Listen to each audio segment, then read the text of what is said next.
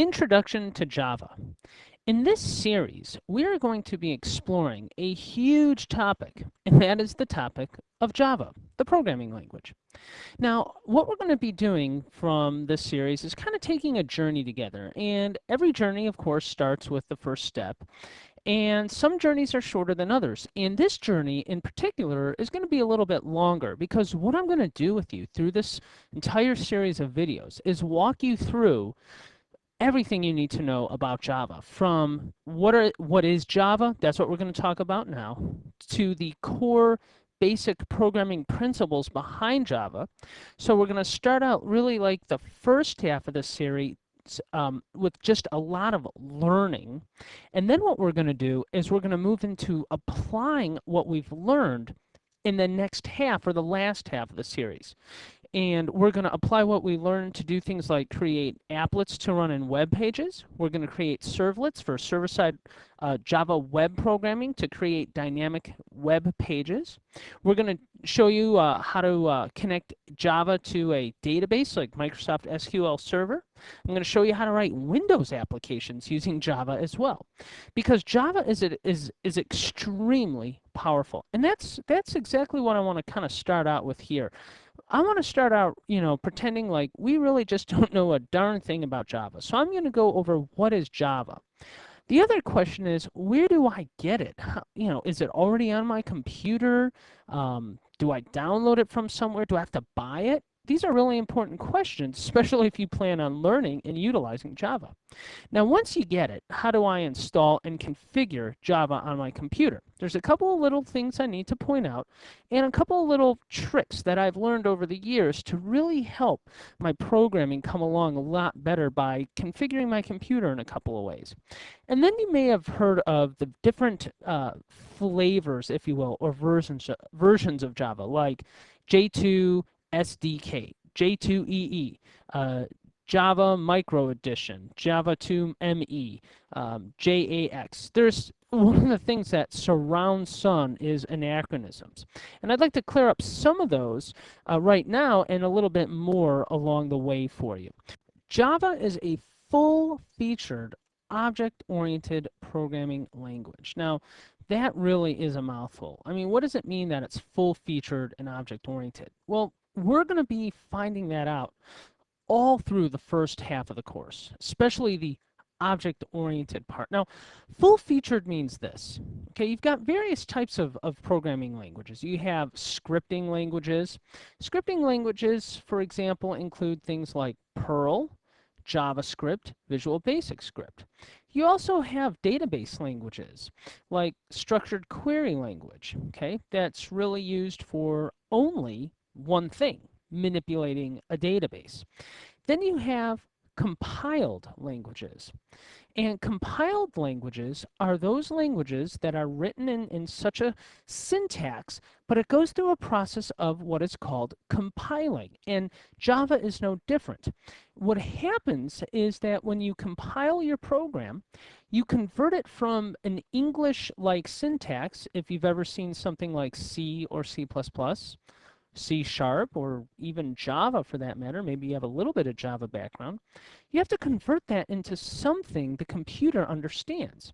And that's some kind of a binary format. And in Java, what happens is we convert that down into something that is readable by what is called a Java virtual machine. And I'll get into that a little bit more in a minute. What types of applications can you write with Java? What kind of business problems can you solve with Java? Just about every single one. I can't think of a single type of application that you cannot write using Java for the business world. As a matter of fact, more and more you're finding that video games are being written in Java. So database applications are written in Java. Windows applications are written in Java. Programs that generate dynamic web pages are written in Java. I mean, just about any kind of application that you need to use in the business world can be written in Java. You don't necessarily have to, crack open C++ and write that. Now, what Java gets boiled down to, if you will, the soup that Java becomes is called bytecode, okay? Instead of a bit-oriented compiled executable. Now, there's an expression about Java. Write once, so I develop it once, I compile it once, and I run anywhere. This is one of the key factors that really generated a lot of interest about Java. The fact that it was completely interoperable. I could write an application on my Linux box and you could run it on your Windows box. So it's platform independent. I can run it on just about everything. And you know what? That really is true to, quote, a certain degree. And I'll give you a little bit more about the realities of where it kind of becomes platform dependent as we move along. But let me just tell you this. In terms of things like Java applets, it is 100% platform independent. Even Windows applications written in something called Swing, which I plan on training you a lot about, is really platform independent. So here you can see I've just got a myriad of applications that can be written in Java, web-based applications. Maybe you've seen JSP pages out there. That's a Java server page. Server-side applications, servlets, which we're going to talk about in this course later on, is like Java's answer to what Microsoft has called ASP. Java can run on cell phones. There's a whole J2 Micro edition, J2ME, that you can use to write applications to run on mobile devices. Java can even be used to write high-tech, really high-end video games. So what I want you to understand right now about Java is it is a worthwhile pursuit because you can write any kind of application that you need to write to solve any kind of business problem that you might have utilizing Java. Okay, so hopefully I've done a good job and I've got you really excited about wanting to get, download, install, write, develop, and learn all about Java. So where do you get it? It's probably a really good place to start in a course on Java. Where do I get that thing from? Well, first of all, how much does it cost? Answer, zip, nada, nothing. It's absolutely free. Now, why did Sun Microsystems spend gazillions of dollars on coming up with a platform independent language that they're just giving away? I don't know. Okay, Microsoft is doing the same thing with .NET. So don't ask me, I cannot figure these things out. All I know is it's free to download and you can have gobs and gobs and hours of fun programming in Java for virtually no cost to you. Where do I get it? Well, two extremely important websites that you have to really know is this one, which is http java.sun.com. No www, okay, just java.sun.com. This website, by the end of this course, you will master. It has everything you need to know about Java. As a matter of fact, they actually allow you to download and install portions of that website on your local development box should you be flying on an airplane somewhere and not have connectivity to the internet. This website, the java.sun.com, is really geared towards developers, okay? This is what Sun puts out as the primary resource it offers Java developers. It's analogous, if you do any Microsoft development, it's like the MSDN of Sun Microsystems. Okay, enough about that. What about this one, www.java.com? This is really where all the Ritz is. This is the Flash, the Sizzle. They have some stuff up there for developers, but it's mostly for people who want to know about Java and get some information about Java and download certain aspects of Java. So now that I've kind of set that up, we're going to start hopping out to java.sun.com and let me give you kind of a tour of what you need to know. We're going to download Java, install it, and start writing some applications. Okay, I'm going to go ahead and go into my run box here, and I'm going to put in HTTP java.sun.com, hop on out to the Sun Microsystem Java website. Now, I wish this website stayed more consistent than it did, but it does change frequently. The core of it does stay the same. They change it just, of course, just as you've gotten used to it, but I have to say, we will be in this website a lot, certain areas of it at least. Now, first thing I want to point out to you is a picture of James Gosling. This man here, James Gosling, actually invented Java. And there's a great little story about Java. First of all, it was really not designed initially to go and be utilized on the internet. Java has such a small, what's called thumbprint or fingerprint. In other words, Java applications can be hugely powerful, but yet not take up a lot of hard drive space. It doesn't need that much space in terms of the files in order to live on the hard drive. So they were actually going to put it in things like microchips to regulate, let's say, heat in a toaster. Originally, the language was going to be called Oak, and James Gosling and another guy were sitting at a coffee shop drinking coffee and discussing their newest creation, Oak. They get back, and guess what they discover? They discover that Oak was already taken as a programming language, so they went with Java. And I think it's worked out really well for them for a marketing standpoint. Now, here you can see right smack dab in the middle all of the Java technologies. These are the main flavors of Java. There's the J2 SE, which is the standard edition. This edition of Java, the J2 SE, contains all of the core functionality of Java. No matter what kind of Java development you want to use, the J2 SE is the base for it. It is the foundation. So let me simplify it. You always, always, always have to have that one downloaded and installed to do Java development. Now, a lot more of the advanced features of Java, things like servlets, are found in the Enterprise edition of Java. Enterprise edition, that is the J2 EE. Maybe you've heard the expression Java EJBs, Enterprise Java Beans. That is going to be installed into the J2EE. So if you want to utilize Java Beans, if you want to do servlets, which I'm going to do with you, if you want to do JSP, which I'm going to do with you, we're going to be getting into the J2EE. And really, the focus of this course here is going to be primarily on the Java 2 Standard Edition and the Java 2 Enterprise Edition. The Java 2 Micro Edition is for mobile and wireless development, like Palm Tops, cell phones, things like that. You have other new features. Java Web Services for creating and developing XML web services. If you want to work with pure XML, then you have a whole area of Java dedicated to XML. So what we're going to do now is jump into getting used to working with the J2SE. This is where we're going to start our primary core topic of this course.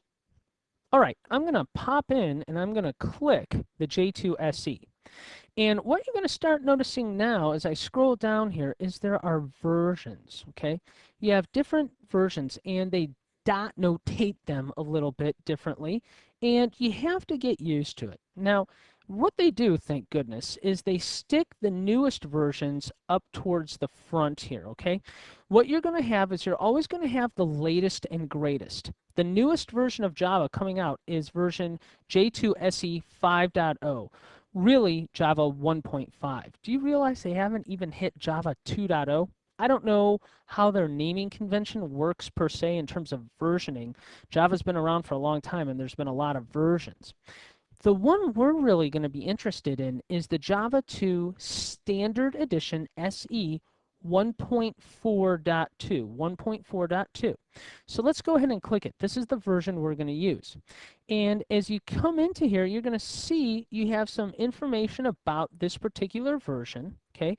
Some community information and whatnot. What I want to focus on with you is over here on the downloads. So let's go over to downloads. And you're going to see there's several types of downloads that you can have. Now, if you want to run, now what I'm about to say is absolutely critical, so make sure you understand this.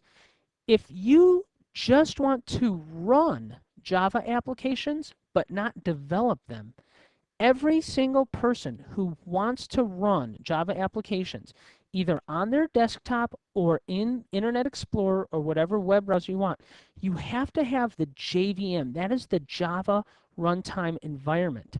The JVM is the engine that takes the compiled Java bytecode and actually makes it into an application. okay? If you're familiar with .NET at all, this is like the Common Language Runtime Environment. You see the JVM, let's go into that really quick. Remember earlier I told you that Java was compile once, run anywhere? That's because you have extremely platform-specific, platform-dependent JVMs. So let me go ahead and accept this license agreement here. And you'll be able to see here in a minute, look at, we have JVMs for Windows, we have JVMs for Linux, JVMs for Solaris, x86, the different major platforms that are out there. That is the only part of this particular course, and really Java as a whole, that you really have to focus on being platform dependent. So if you want to write applications that run on a Linux server, you have to download the Java runtime environment for Linux. But what we're interested in doing is software development. So we want the Java 2 Standard Edition Software Development Kit, the SDK. So I want you to go in and follow along with me if you can and download this particular setup package. And it's a fairly large package, and it can take a while. Go ahead and accept that. By the way, if any of you read that and find anything interesting in there, shoot me an email. I've yet to read any of those things, and well, it'd be nice to know if if I'm going to get sued or not. Okay, so what I'm going to do here is I'm going to go ahead and I'm going to download the Windows installation. And there's this offline deal. You can see it's a little bit smaller.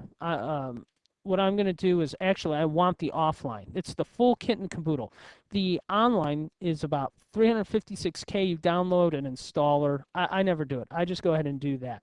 So we're grabbing the Java 2 SDK 1.4.2-05. So if I go ahead and click it and I say yes, I accept it, here we go ahead and I start to download that. Now, I've already cheated.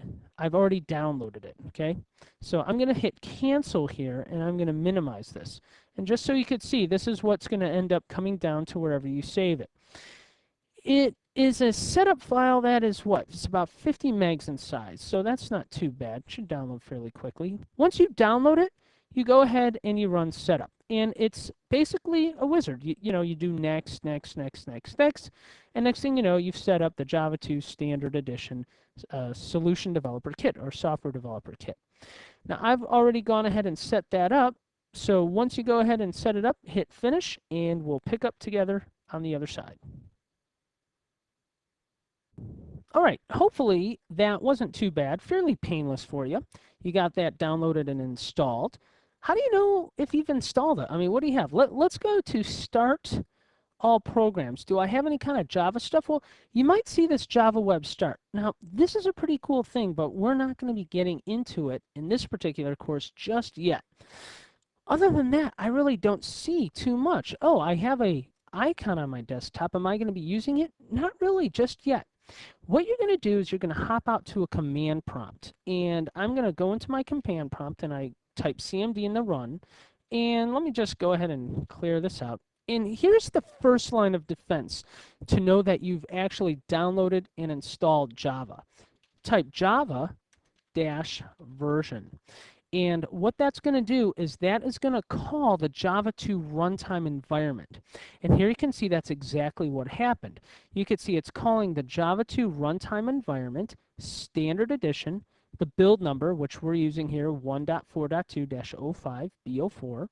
If for some reason you're using a version that's a little bit newer than mine maybe, or a little older than mine, don't sweat it. Not a big deal, okay?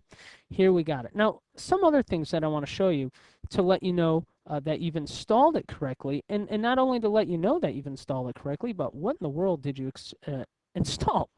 So I'm going to explore my C drive, and I'm going to jump to my root of C, and here I've got a directory, the J2 SDK 1.4.2-05 directory.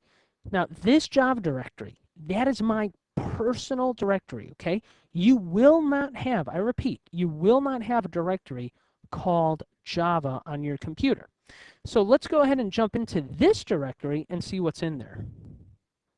I'm going to begin by double-clicking on this directory, and wow, we see a lot of stuff in here. Let me go ahead and view it by details, okay? I have a bin directory, a demo directory, and a JRE directory. These are the things that I want to talk to you a lot about right now. Let's go into the bin directory.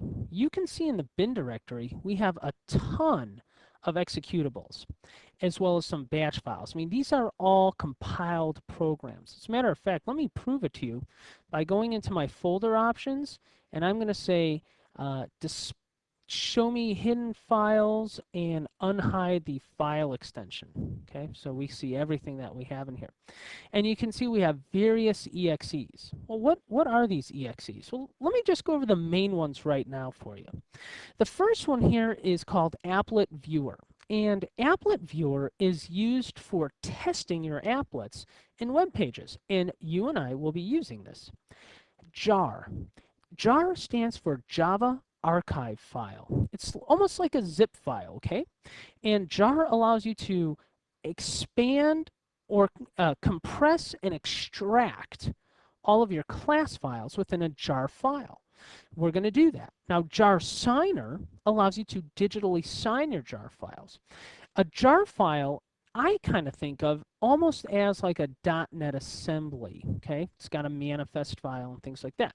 And I'm going to have an entire little series, an entire video just on using JAR files later on.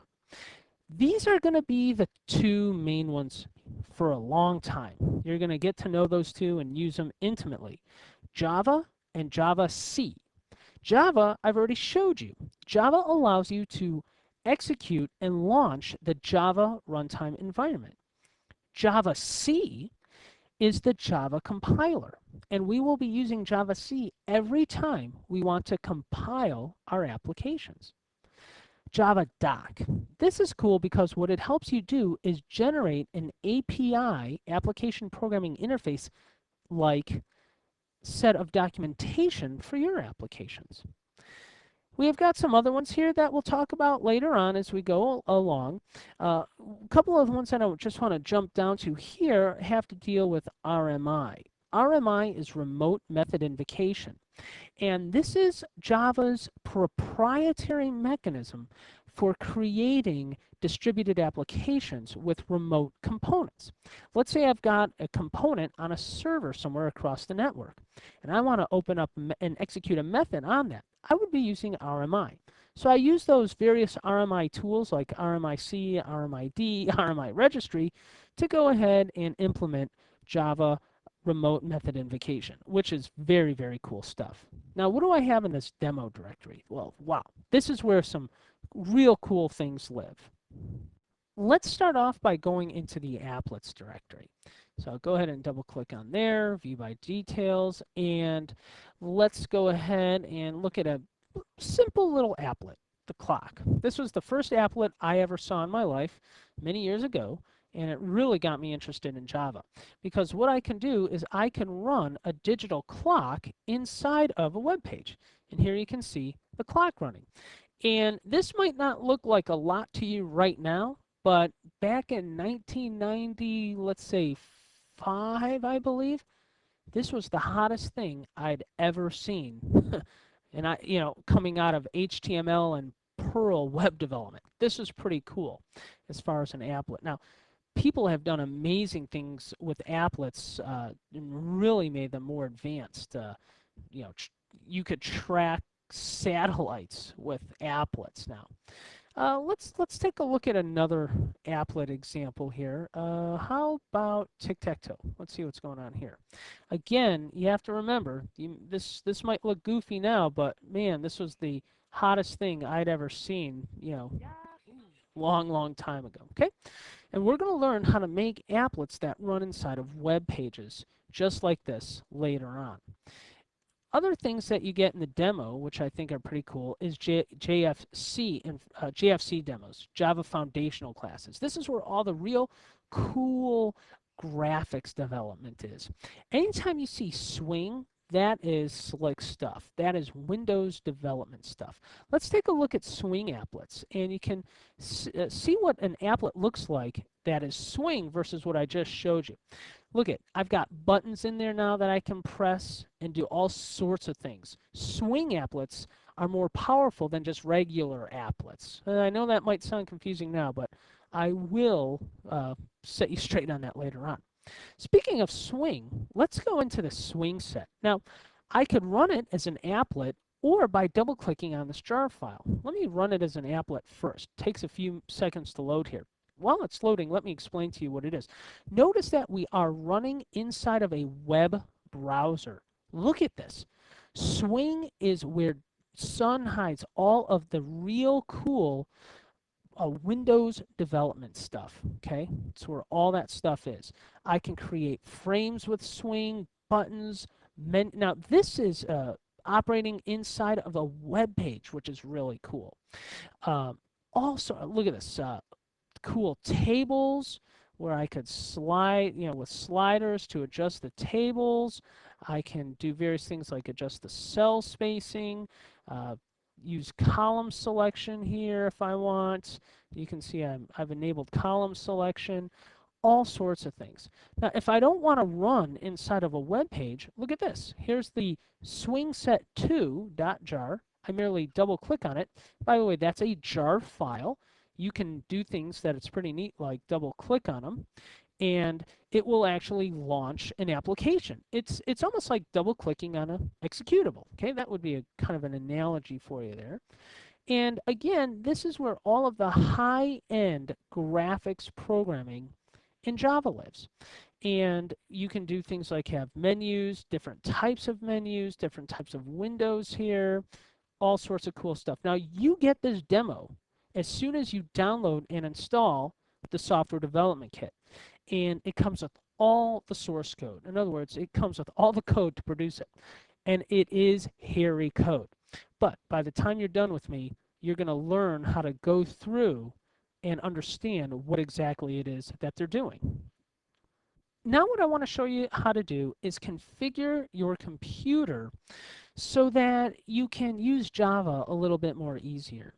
What I'm going to do is I'm going to go back and I'm going to explore my computer, and I'm going to jump into my Java bin directory. So I've got my C drive here, and that'll expand out here, and then I'm going to go into the bin directory and double click that, and watch what I'm going to do. I'm going to click up here, and I'm going to right click, and I'm going to choose copy the bin directory, and I'll show you why.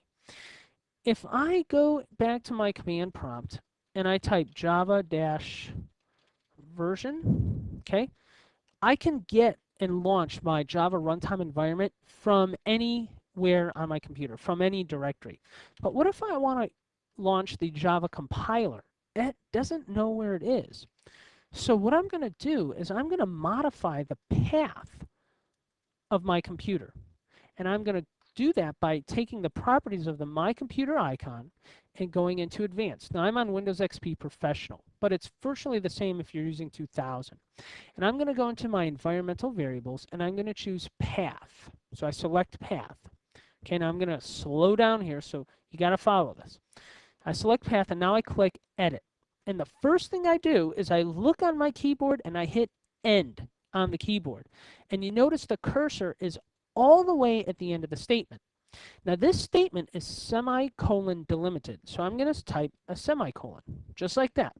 Now I'm going to do a good old Control V, and I've just pasted in my bin directory, the path to where all of my Java development tools lives, to that J2SDK 1.4.2_05/bin directory. All right, now I go ahead and OK everything. If I come back out to a command prompt, and just for wherever I am, just say here, and I type Java C, you can see that it's taken a few seconds, and now I basically have access to my compiler. And that's really important. That's going to help us out a lot. So let's go ahead and kind of write our first cup of Java. Let's go ahead and share a cup of Java together. The application we're going to start off writing is going to be not Hello World. I don't do Hello World. It's been done so long.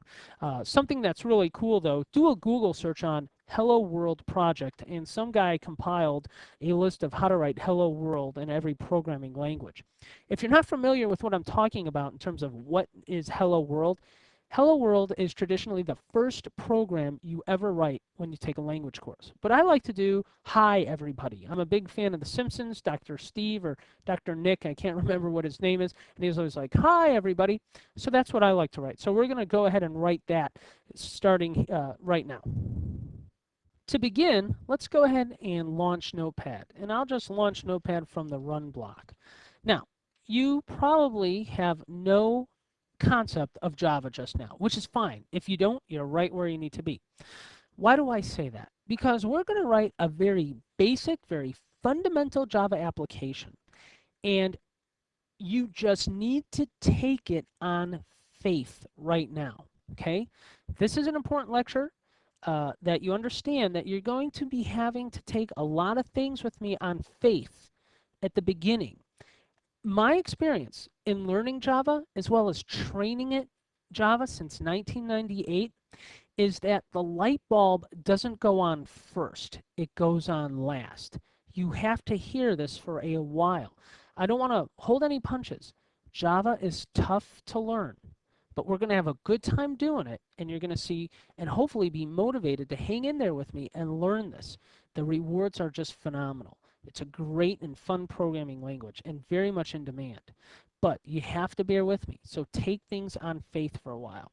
The first thing we're going to do is create a class. So I type public class, and I'll just go ahead and call this demo1. And I hit enter, and I open up a curly brace, and I close a curly brace. Okay? What is a class? What does this mean? I purposely am not going to explain any of this just yet, okay? Because the point that I want to do is I just want to write this application with you, very basic, hi everybody, get it to compile and get it to run. Then we're going to spend the first half of this series dissecting and going over the anatomy of Java applications. Okay, so public, let's write this, public static void main string. By the way, this is a capital S here, okay, capital S, string args. So some of you who are maybe have a little bit of background with programming languages heard me say it's capital S. Does that make a difference? Highly. So first lesson, Java is case sensitive. Java is case sensitive.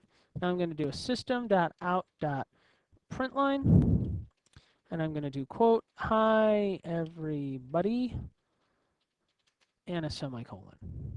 Okay? Public class demo1. Open the curly brace. Public static void main string args, capital S string here. Open and close bracket there, args, args, just like a pirate. Open curly brace. System capital S dot out dot println. Lowercase o, lowercase p. Hi everybody in quotes. Make sure you have your semicolon. Close the curly brace. Close the curly brace. I'm going to save this in my Java directory. So I'm going to go to c:/Java. And I'm going to save this as demo1. Demo, do it like this, quote, demo1.java. If you don't put the quotes here, TextPad is going to save it as demo1.java.text. Okay, so I've saved it. Now I'm going to minimize this, and I'm going to jump out to my command prompt, and let me show you what we have here. So let me go into my Java directory, and let's do a dir. And you can see right now I have demo1.java. Now watch this. Java C, Java compile, demo1.java. I hit enter. We wait a few seconds. Shouldn't be too long, okay? But we wait a second. What it's doing right now is it's compiling. It's taking my high-level English and it's converting it into bytecode. Now, the fact that I just got a command prompt returned to me is excellent. Here's how compiling works. No news is good news. If you don't get an error message, it worked. Do a dir and look it. Now I've got a .class file, demo1.class. So it takes the Java file and converts it to a class file. Now to run it, I've got to execute my Java application, my Java runtime environment, demo 1. And here you can see it prints hi everybody to the standard output. Java applications are way more complicated than this, okay? Don't lose perspective. You're not going to have to type Java every single time to run your application. I'm going to show you how to package them up in jar files so you can double click on it, like I already proved to you it can be done with that swingset.jar that came with the demo files, okay? But we're walking. As a matter of fact, we're just being born right now. We are barely even crawling. But by the end of the series, you are going to be running with me and creating massively cool applications, all right? So that's a little bit of an introduction to Java. The primary tool we're going to be using to develop our Java applications will be a text editor. You can use whatever text editor you want. I'm going to start out with, for the very first few times, using Notepad. But then I'm going to have you download a demo software of something else to use called TextPad. And it's got some cool features that allow you to work with Java a lot closer just to help speed things up. And I think you'll really like that. In Introduction to Java, I gave you a nice high-level overview of what Java is all about. You could see that you can write just about any type of application using Java. It is a full-featured, full-blown, object-oriented programming language, really rivaling that of something like a C++. You download it for free and install it. Very easy. How do you configure? You want to make sure you're setting your path environmental variable, like I showed you earlier. You want to point it to your Java 2 SDK /bin directory.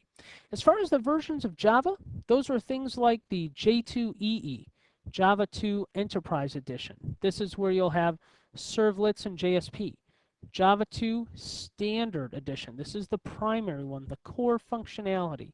You've got Java 2 Micro Edition for creating things like cell phone-based applications. I hope that I've got you really excited about learning Java. I know I'm excited to go through this with you. I hope you found this informative, and I'd like to thank you for viewing.